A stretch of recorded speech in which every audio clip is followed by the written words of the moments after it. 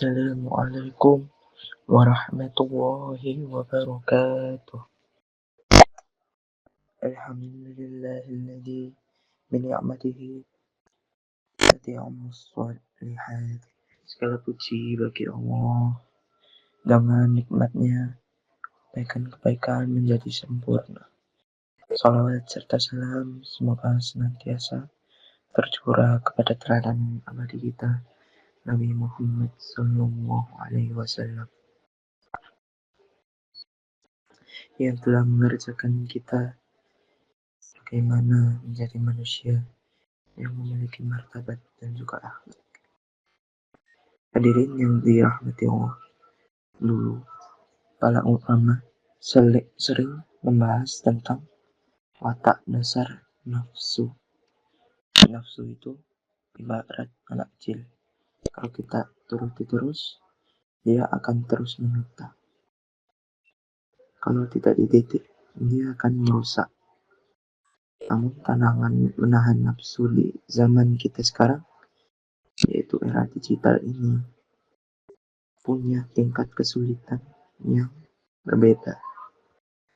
Dulu kalau orang mau maksiat atau menuruti nafsunya, dia harus keluar rumah, harus ada usaha fisik, dan mungkin malu kalau dilihat oleh tetangga.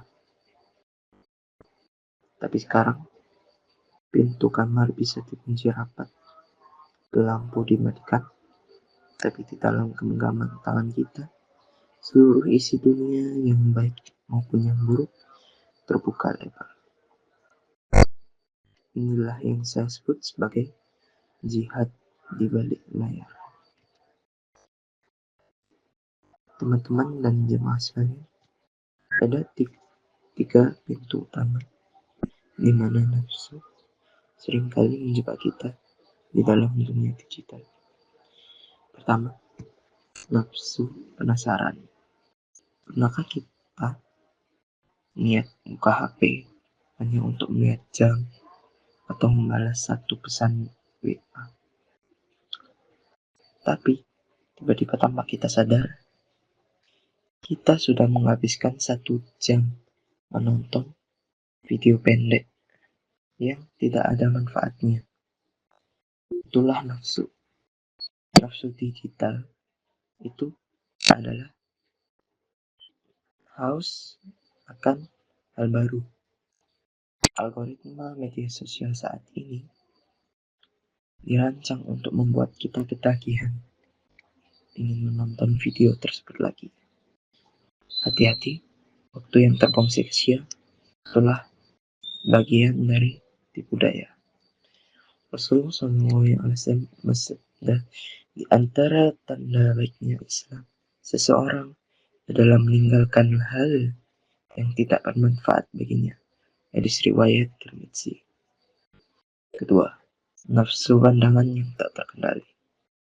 Di era digital, Gadul Basyar atau menjaga pandangan itu sangat berat, karena godaan bukan lagi sekadar orang yang lewat di depan kita, tapi juga iklan yang tiba-tiba muncul atau konten yang sengaja mengumbar aurat demi engagement, demi viral.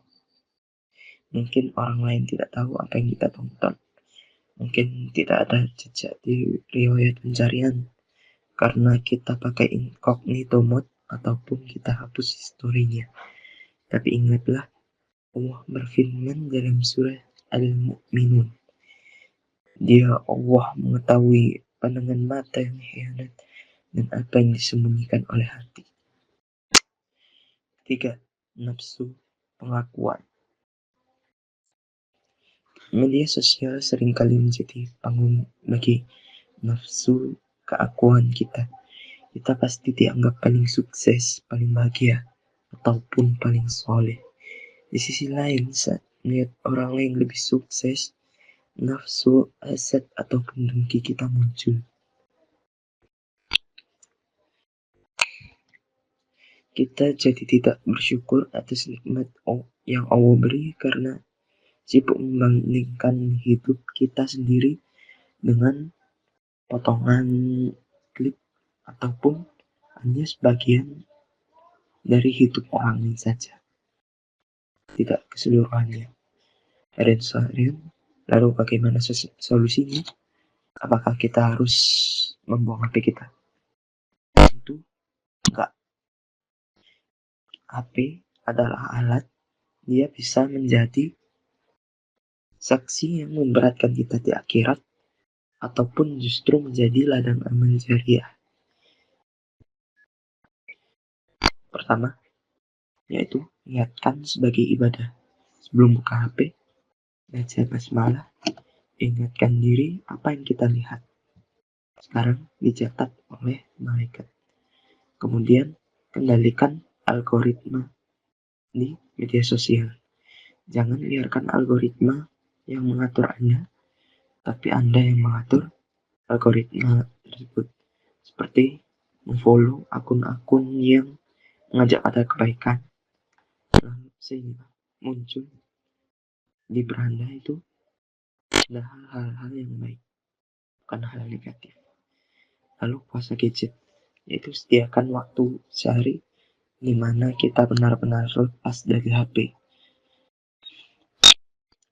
Sebagai penutup, mari kita renungkan, jangan sampai kita menjadi orang yang di depan dan orang lain terlihat alim dan menjaga diri, sementara saat dia sendirian seolah-olah dia melupakan Allah Subhanahu wa Ta'ala.